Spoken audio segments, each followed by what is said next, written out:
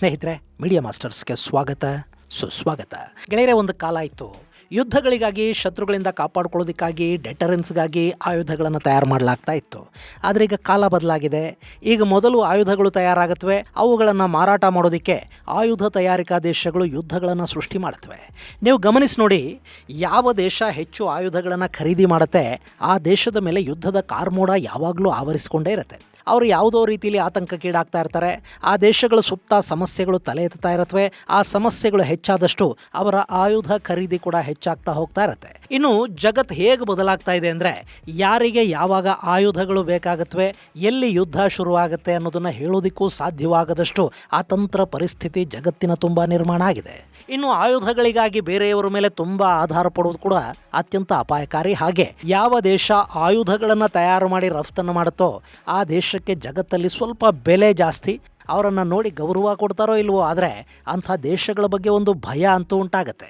ಇದೆಲ್ಲವನ್ನು ಗಮನದಲ್ಲಿಟ್ಕೊಂಡು ಈಗ ಭಾರತ ಆಯುಧ ರಫ್ತುದಾರ ದೇಶ ಆಗೋ ಕಡೆಗೆ ಹೆಜ್ಜೆ ಹಾಕ್ತಾ ಇದೆ. ಅಷ್ಟೇ ಅಲ್ಲ, ಭಾರತದ ಆಯುಧ ಮಾರುಕಟ್ಟೆ ಏನಿದೆ ಅದನ್ನು 8.8 ಟ್ರಿಲಿಯನ್ ಅಂದರೆ 8.8 ಲಕ್ಷ ಕೋಟಿ ರೂಪಾಯಿಗಳಿಗೆ ಏರಿಸ್ಕೊಳ್ಳೋದಕ್ಕೆ ಭಾರತ ಹೊರಟಿದೆ ಮತ್ತು ಅದಕ್ಕಾಗಿ ಒಂದು ಗುರಿಯನ್ನು ಕೂಡ ಹಾಕ್ಕೊಂಡಿದೆ.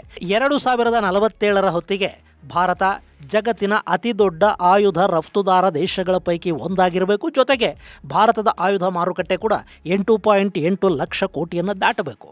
ಹಾಗಾದರೆ ಭಾರತ ಅದಕ್ಕಾಗಿ ಏನು ಮಾಡೋದಕ್ಕೆ ಹೋಗ್ತಾ ಇದೆ? ಇದು ಸಾಧ್ಯ ಆಗೋ ಮಾತಾ?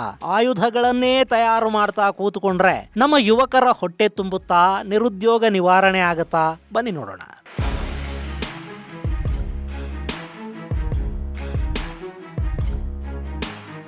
ಗೆಳೆಯರೆ, ಇವತ್ತು ಜಗತ್ತಿನ ಅತಿದೊಡ್ಡ ಆಯುಧ ಆಮದುದಾರ ದೇಶಗಳ ಪಟ್ಟಿಯನ್ನು ನಾವು ಮುಂದಿಟ್ಕೊಂಡ್ರೆ ಭಾರತ 1 ಅಥವಾ 2ನೇ ಸ್ಥಾನದಲ್ಲಿ ಕಾಣುತ್ತೆ. ಒಂದು ಕಾಲಕ್ಕೆ ನಾವು ರಷ್ಯಾದಿಂದ ವಿಪರೀತ ಆಯುಧಗಳನ್ನು ತರಿಸ್ಕೊಳ್ತಾ ಇದ್ವಿ.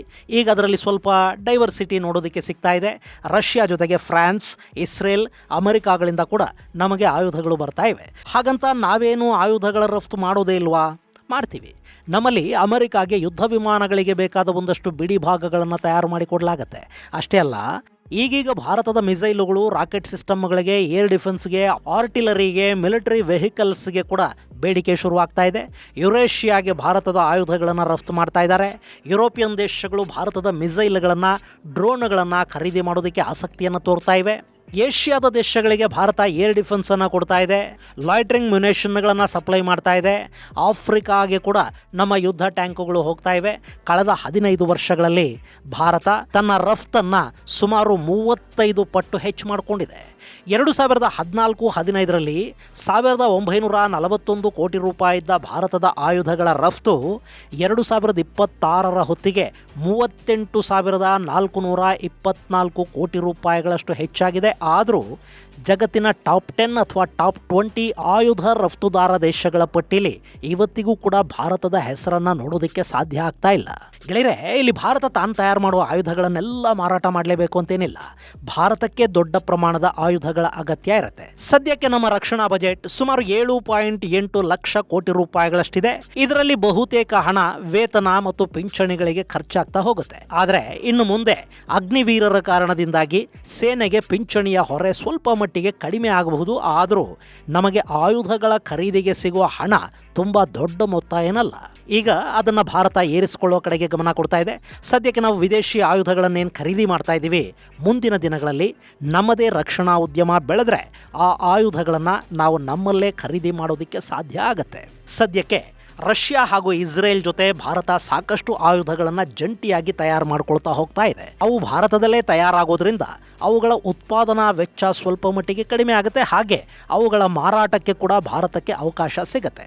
ಇನ್ನು ಗ್ರೀಸ್ ಹಾಗೂ ಭಾರತಗಳ ನಡುವೆ, ಸೈಪ್ರಸ್ ಮತ್ತು ಭಾರತದ ನಡುವೆ ಕೂಡ ಈಗ ಅಂಥ ರಕ್ಷಣಾ ಜಂಟಿ ತಯಾರಿಕಾ ಒಪ್ಪಂದಗಳಿಗೆ ಸಹಿ ಬೀಳ್ತಾ ಇದೆ. ಯುರೋಪಿಯನ್ ದೇಶಗಳು ಭಾರತದಲ್ಲಿ ಆಯುಧ ಕ್ಷೇತ್ರದ ಮೇಲೆ ಹೂಡಿಕೆ ಮಾಡಿದರೆ ನಮ್ಮಲ್ಲಿ ತಯಾರಾಗೋ ಆಯುಧಗಳನ್ನು ಯುರೋಪಿಗೆ, ನ್ಯಾಟೋ ದೇಶಗಳಿಗೆ ಮಾರಾಟ ಮಾಡೋದು ಭಾರತಕ್ಕೆ ಸುಲಭ ಆಗುತ್ತೆ. ಅದು ಸಹಜವಾಗಿ ನಮಗೆ ತಂತ್ರಜ್ಞಾನ ಸಿಗುವ ಹಾಗೆ ಮಾಡೋದು ಮಾತ್ರ ಅಲ್ಲ, ನಮ್ಮಲ್ಲಿ ತಯಾರಾಗುವ ಆಯುಧಗಳ ಮಾರುಕಟ್ಟೆಯನ್ನು ಹೆಚ್ಚು ಮಾಡುತ್ತೆ. ಹೆಚ್ಚು ವಿದೇಶಿ ವಿನಿಮಯ ಭಾರತಕ್ಕೆ ಹರಿದು ಬರೋದಕ್ಕೆ ಇದು ಅವಕಾಶವನ್ನು ಮಾಡಿಕೊಡುತ್ತೆ. ಹಾಗೆ ಭಾರತದಲ್ಲಿ ಇಂಡಿಜಿನಿಯಸ್ ತಂತ್ರಜ್ಞಾನದ ಅಭಿವೃದ್ಧಿ ಕೂಡ ಆಗಬೇಕು. ಸದ್ಯದ ಡಿಫೆನ್ಸ್ ಡೀಲ್ಗಳಲ್ಲಿ ಬಹುತೇಕ ಲೈಸೆನ್ಸ್ ಪಡ್ಕೊಂಡು ನಮ್ಮಲ್ಲಿ ತಯಾರು ಮಾಡ್ತಾ ಇರೋದೇ ಆಗಿದೆ. ಹಾಗಲ್ಲದೆ ಆಯುಧಗಳ ಮುಖ್ಯ ಭಾಗಗಳನ್ನು ಕೂಡ ಸ್ವದೇಶಿ ತಂತ್ರಜ್ಞಾನದ ಜೊತೆ ತಯಾರು ಮಾಡೋ ಹಾಗಾಗಬೇಕು. ಅದು ಕಷ್ಟ ಏನಲ್ಲ, ಆದರೆ ಅದಕ್ಕೆ ಬೇಕಾದ ಬೆಂಬಲ ಮತ್ತು ಪ್ರೋತ್ಸಾಹದ ಕೊರತೆ ಭಾರತದಲ್ಲಿ ದೊಡ್ಡ ಪ್ರಮಾಣದಲ್ಲಿ ಕಾಣ್ತಾ ಇದೆ. ಗೆಳೆಯರೆ, ನಮ್ಮಲ್ಲಿ ಟ್ಯಾಲೆಂಟ್ಗಳಿಗೆ ಕೊರತೆ ಏನಿಲ್ಲ. ನಾವು ಜಗತ್ತಲ್ಲೇ ಸೈನ್ಸ್, ಟೆಕ್ನಾಲಜಿ, ಎಂಜಿನಿಯರಿಂಗ್ ಮತ್ತು ಮ್ಯಾಥ್ಸ್ ಅಲ್ಲಿ 3ನೇ ಸ್ಥಾನವನ್ನು ಪಡ್ಕೊಂಡಿದ್ದೀವಿ.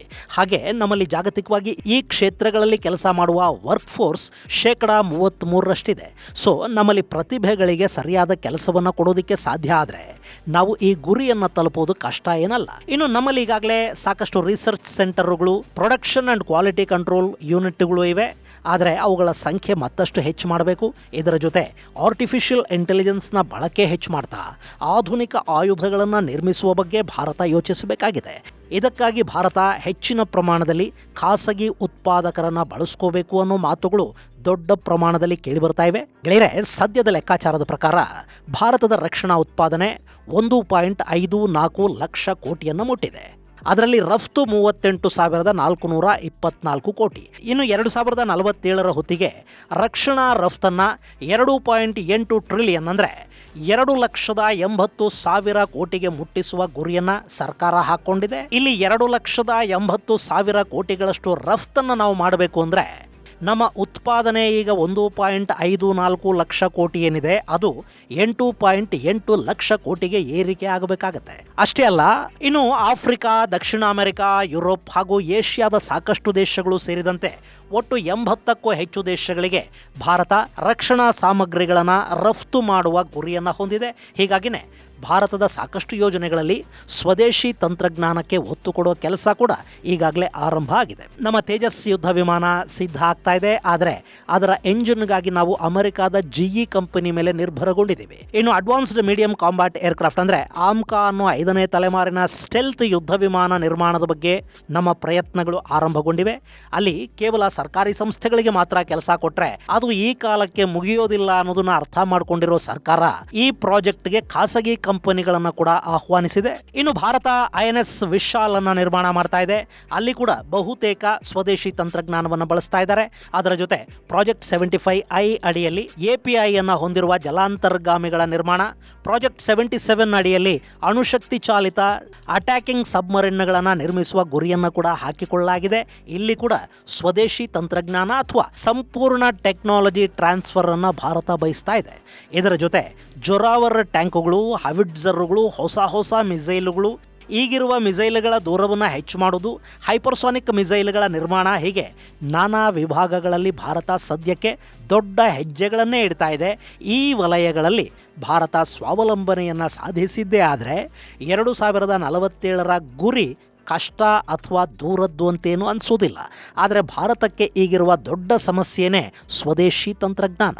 ಗೆಳೆಯರೆ, ಆಮ್ಕಾ ಪ್ರಾಜೆಕ್ಟ್ ನಿಧಾನ ಆಗೋದಕ್ಕೆ ಮತ್ತು ನಮ್ಮ ತೇಜಸ್ ಯುದ್ಧ ವಿಮಾನಗಳನ್ನು HAL ಸಕಾಲಕ್ಕೆ ಕೊಡದೇ ಇರೋದಕ್ಕೆ ಕಾರಣ ಆ ಯುದ್ಧ ವಿಮಾನಗಳಲ್ಲಿ ಬಳಸುವ ಇಂಜಿನ್ಗಳನ್ನು ನಾವು ನಮ್ಮಲ್ಲೇ ತಯಾರು ಮಾಡಿಕೊಳ್ಳೋದಕ್ಕೆ ಸಾಧ್ಯ ಆಗ್ತಾ ಇಲ್ಲ ಅನ್ನೋದು. ಭಾರತದ ಯುದ್ಧ ವಿಮಾನಗಳಿಗೆ ಎಂಜಿನ್ ಕೊಡ್ತೀವಿ ಅಂತ ರೋಲ್ಸ್ ರಾಯ್ಸ್, ಫ್ರಾನ್ಸ್ನ ಸ್ಯಾಫ್ರಾನ್, ಜಪಾನ್ನ ಮಿತ್ಸುಬಿಷಿ, ಅಮೆರಿಕಾದ GE ಮುಂತಾದ ಸಂಸ್ಥೆಗಳು ಮುಂದೆ ಬರ್ತಾ ಇವೆ. ಆದರೆ ಯಾರೂ ಕೂಡ ಸ್ಪಷ್ಟವಾಗಿ ಸಂಪೂರ್ಣ ಟೆಕ್ನಾಲಜಿ ಟ್ರಾನ್ಸ್ಫರ್ಗೆ ಒಪ್ಪುತ್ತಾ ಇಲ್ಲ. ಇಲ್ಲಿ ಎಂಜಿನ್ ತಂತ್ರಜ್ಞಾನ ನಮಗೆ ಸಿಗದೆ ಭಾರತಕ್ಕೆ ಯುದ್ಧ ವಿಮಾನಗಳನ್ನು ಸಂಪೂರ್ಣವಾಗಿ ತಯಾರು ಮಾಡಿಕೊಳ್ಳೋದಕ್ಕೆ ಸಾಧ್ಯ ಆಗ್ತಾ ಇಲ್ಲ. ಈಗೇನೋ ಕಾವೇರಿ ಎಂಜಿನ್ ಅನ್ನು ಮತ್ತಷ್ಟು ಅಭಿವೃದ್ಧಿಪಡಿಸಿ ಅದನ್ನು ಅಮೆರಿಕಾದ GE 404 ಎಂಜಿನ್ಗೆ ಸರಿಸಮಾನ ಅನ್ನೋ ಹಾಗೆ ನಿರ್ಮಾಣ ಮಾಡೋ ಪ್ರಯತ್ನಗಳು ನಡೀತಾ ಇವೆ.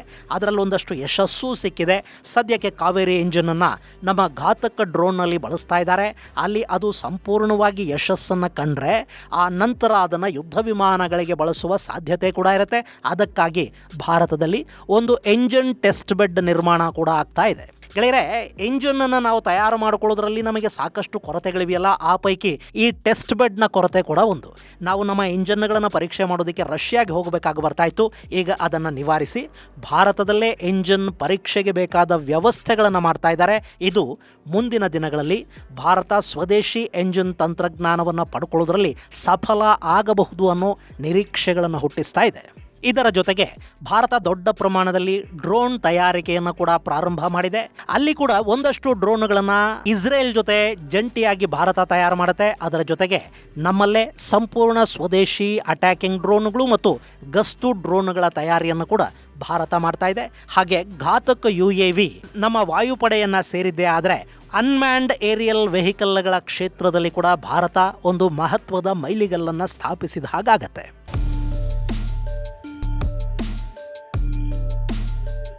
ಇನ್ನು ಇಲ್ಲಿ ಬರೀ ಆಯುಧಗಳನ್ನು ತಯಾರು ಮಾಡ್ಕೋತಾ ಕೂತ್ಕೊಂಡ್ರೆ ನಮ್ಮ ನಿರುದ್ಯೋಗಿಗಳಿಗೆ ಉದ್ಯೋಗ ಸೃಷ್ಟಿ ಮಾಡೋದಕ್ಕೆ ಸಾಧ್ಯ ಆಗುತ್ತಾ ಅನ್ನೋ ಪ್ರಶ್ನೆ. ಗೆಳೆಯರೆ, ಆಯುಧ ತಯಾರಿ ಅನ್ನೋ ಕ್ಷೇತ್ರ ಇದೆ ನೋಡಿ, ಅದು ವೈಟ್ ಕಾಲರ್ಡ್ ಉದ್ಯೋಗಗಳಿಂದ ಹಿಡಿದು ಬ್ಲೂ ಕಾಲರ್ವರೆಗೆ ನಾನಾ ಕ್ಷೇತ್ರಗಳಲ್ಲಿ ಉದ್ಯೋಗ ಸೃಷ್ಟಿಯನ್ನು ದೊಡ್ಡ ಪ್ರಮಾಣದಲ್ಲಿ ಮಾಡುತ್ತೆ. ಒಂದು ಯುದ್ಧ ವಿಮಾನವನ್ನು ತಯಾರು ಮಾಡಬೇಕು ಅಂದರೆ ಅದಕ್ಕೆ ಆರ್ಟಿಫಿಷಿಯಲ್ ಇಂಟೆಲಿಜೆನ್ಸ್ನ ಬಳಕೆ ಆಗಬೇಕು. ಅದಕ್ಕೆ ಅದರದ್ದೇ ಆದ ಸಾಫ್ಟ್ವೇರ್ಗಳು ಬೇಕಾಗುತ್ತವೆ. ಸೆಮಿ ಕಂಡಕ್ಟರ್ಗಳ ಅಗತ್ಯ ಇರುತ್ತೆ. ಅದಕ್ಕೆ ಬೇಕಾದ ಇನ್ನಿತರ ಬಿಡಿಭಾಗಗಳನ್ನು ತಯಾರು ಮಾಡೋದಕ್ಕೆ CNC ಅಂತ ಕೆಲಸಗಳು ಕೂಡ ದೊಡ್ಡ ಪ್ರಮಾಣದಲ್ಲಿ ಇರುತ್ತವೆ. ಹೀಗಾಗಿ ಆಯುಧ ತಯಾರಿ ಕ್ಷೇತ್ರ ಬಲಿಷ್ಠಗೊಂಡ್ರೆ ನಮ್ಮ ಸೇನೆಗೆ ಬೇಕಾದ ಆಯುಧಗಳನ್ನು ನಾವೇ ತಯಾರು ಮಾಡಿಕೊಳ್ಳೋದಕ್ಕೆ ಸಾಧ್ಯ ಆಗಿ ಜೊತೆಗೆ ನಾವು ಆಯುಧಗಳನ್ನು ರಫ್ತು ಕೂಡ ಮಾಡೋದಕ್ಕೆ ಶುರು ಮಾಡಿದರೆ ಭಾರತದಲ್ಲಿ ದೊಡ್ಡ ಪ್ರಮಾಣದ ಉದ್ಯೋಗ ಸೃಷ್ಟಿಗೆ ಕೂಡ ಇದು ಅವಕಾಶಗಳನ್ನು ಮಾಡಿಕೊಡುತ್ತೆ. ಜೊತೆಗೆ ನಾವು ಆಯುಧಗಳನ್ನು ಹೊರದೇಶಗಳಿಂದ ಖರೀದಿ ಮಾಡೋದನ್ನು ನಿಲ್ಲಿಸಿದರೆ ವಿದೇಶಿ ವಿನಿಮಯ ದೊಡ್ಡ ಮಟ್ಟದಲ್ಲಿ ನಮಗೆ ಉಳಿಯುತ್ತೆ. ಜೊತೆಗೆ ನಾವು ಆಯುಧಗಳನ್ನು ರಫ್ತು ಮಾಡೋದರಿಂದ ವಿದೇಶಗಳಿಂದ ಕೂಡ ಭಾರತಕ್ಕೆ ಹೆಚ್ಚಿನ ಹಣ ಬರೋದಕ್ಕೆ ಅವಕಾಶ ಆಗುತ್ತೆ. ಇನ್ನು ಇದೆಲ್ಲದರ ಜೊತೆಗೆ ಭಾರತದ ಶಕ್ತಿ ಕೂಡ ಜಾಗತಿಕವಾಗಿ ಬೆಳೀತಾ ಹೋಗುತ್ತೆ. ಗೆಳೆಯರೆ, ಭಾರತ ಮೆಡಿಟರೇನಿಯನ್ ಮತ್ತು ಏಜಿಯನ್ ಸಮುದ್ರಗಳಲ್ಲಿ ಗ್ರೀಸ್ ಹಾಗೂ ಸೈಪ್ರಸ್ ಜೊತೆ ಒಂದು ರಕ್ಷಣಾ ಒಪ್ಪಂದವನ್ನು ಮಾಡಿಕೊಂಡು ಕೂಡಲೇ ಅದರ ಪಕ್ಕದಲ್ಲಿನ ಟರ್ಕಿ ವಿಲವಿಲ ಒದ್ದಾಡೋದಕ್ಕೆ ಶುರು ಮಾಡಿದೆ.